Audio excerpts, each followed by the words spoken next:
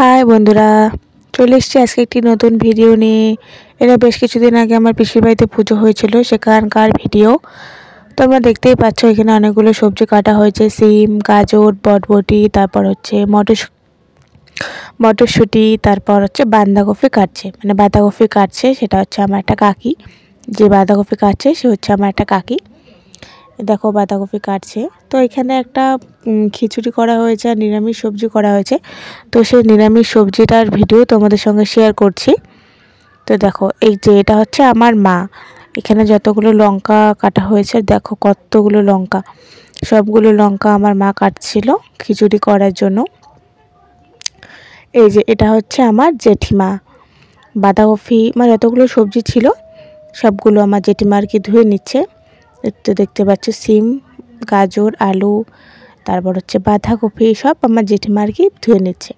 আর যে দেখো এখন যে রান্না করবে সে হচ্ছে আমার একটা কাকিমা। ইনি আমাদের পাড়াতে যত বাড়িতে রান্না হয় সবার বাড়িতেই রান্না করে দেয়। আমরা সবাই বলি গিয়ে একটু কাকিমা রান্নাটা করে দাও, তো উনি রান্না করে, কিন্তু কোনো টাকা নেয় না, বিনামূল্যেই করে দেয়। আর অনেক সুন্দর হয় রান্না। তোমাদের যদি এই আশেপাশে কেউ থেকে থাকো, আমরা ভিডিও দেখছি, তোমরা জানাতে পারো।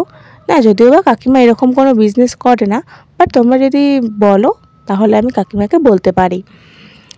তো দেখতে পারছো ফার্স্টে কী দিয়ে দিল, তারপরে তো সবজিগুলো দিচ্ছে, সবজিগুলো ভাজা হবে। কাকিমার হাতে রান্না কিন্তু অনেক টেস্টি হয়, ভীষণ দারুণ হয়। তো সেই জন্য কাকিমাকে সবাই রিকোয়েস্ট করে আমরা রান্না করে যাতে একটু ভালো হয়। আমরা পিকনিক খেলে কাকিমা রান্না করে দেয়। তো দেখতে পাচ্ছ যে বাঁধাকপিগুলো দেওয়া হয়ে গেছে, আর যত সবজি ছিল সব দিয়েছে। আর ওখানে ফোড়নে দেওয়া হয়েছিল বাঁধাকপি রান্নাটাতে, সেটা তোমাদের একটু শিখিয়ে দিচ্ছি।